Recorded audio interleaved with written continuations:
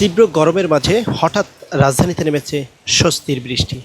তবে এই বৃষ্টি যেন কিছুটা সমস্যায় ফেলেছেন কর্মজীবী মানুষের। হঠাৎ বৃষ্টি নামার কারণে যেসব মানুষ যারা আহ, এই ফুটপথে কর্ম করে চলছিলেন তাদেরকে কিন্তু কিছুটা ভোগান্তিতে ফেলেছে এবং তারা কিন্তু সেই ফাঁকা জায়গা থেকে উঠে কিছুটা আশ্রয় নিয়েছেন। যেটি আমরা লক্ষ্য করছি দর্শক, আমরা এখন ঠিক যুক্ত হয়েছিলাম মতিঝিলের যে ব্যাংক পাড়া থেকে, এবং এই বৃষ্টির বিষয়ে আবহাওয়া অধিদপ্তর কী বলছেন সেটি যদি আপনাদেরকে জানানোর চেষ্টা করি। এই বৃষ্টির বিষয়ে গতকাল রাতে কিন্তু প্রথম আলোর একটি সাক্ষাৎকার দিয়েছিলেন আবহাওয়া অধিদপ্তর।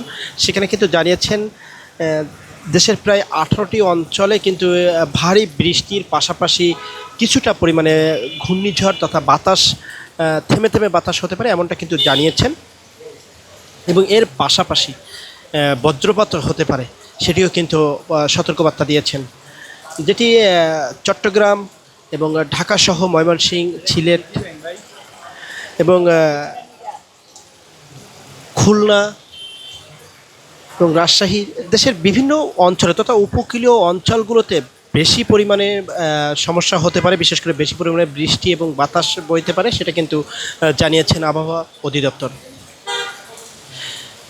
দর্শক, আরও একটি বিষয় জানিয়ে রাখি, আজকে কিন্তু সরকারি অফিসিয়াল দিন। সেক্ষেত্রে কিছুটা পরিমাণে মানুষের যে ব্যস্ততা থাকে সেই ব্যস্ততায় যে এই যে দুপুরের টাইমের তথা যে মানুষের ঠিক লাঞ্চের টাইমে যে বিরতিটা পান সেই বিরতিতেই কিন্তু এই বৃষ্টি হচ্ছে। অনেকেই কিন্তু যে বাইরে এসে যে লাঞ্চ করার যে নির্দিষ্ট করে রাখেন যে বাইরে এসে লাঞ্চ করবেন, সেটা কিন্তু কিছুটা পরিমাণে ভোগান্তিতে পড়েছেন। অনেকেই কিন্তু অফিসের ভিতরে দাঁড়িয়ে আছেন।